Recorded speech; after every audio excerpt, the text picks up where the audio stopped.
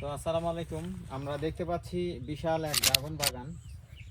বহু টাকা খরচ করে বিদেশে না গিয়ে বাংলাদেশে অনেক কিছু করা সম্ভব, তা ফসল ফলাইয়া দেখে দিয়েছেন আমাদের পোষার চাষিরা।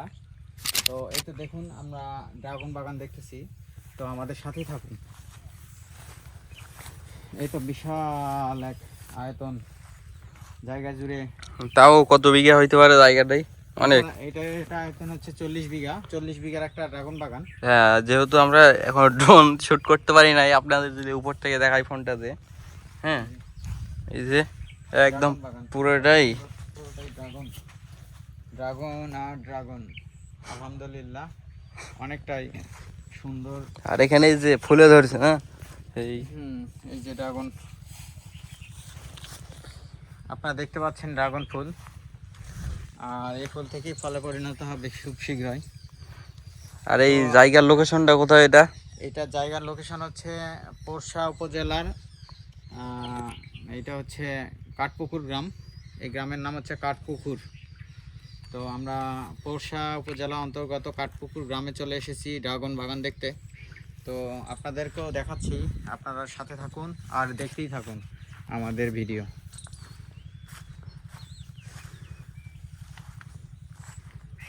এই যে এখানে পুরোটাই ড্রাগন ফলের।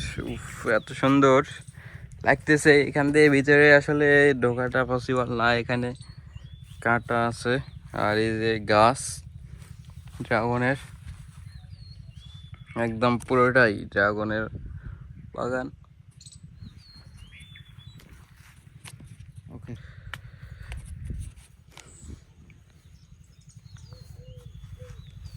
এই তো বিস্তীর্ণ এলাকা নিয়ে শুরু হয়েছে ড্রাগন চাষ।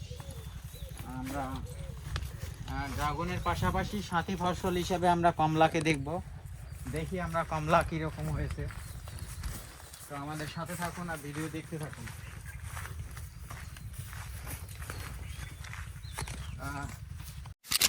এই যে কমলার একবার বাগানে, উফ সেই। আমরা জানো চলে এসেছি কাশ্মীর। এই যে বাংলাদেশের কাশ্মীর, আমরা দেখতে পাচ্ছি বাংলাদেশের কাশ্মীর কমলা চাষ। আপনারা দেখতে থাকুন আর আমাদের সাথে থাকুন। কমলা,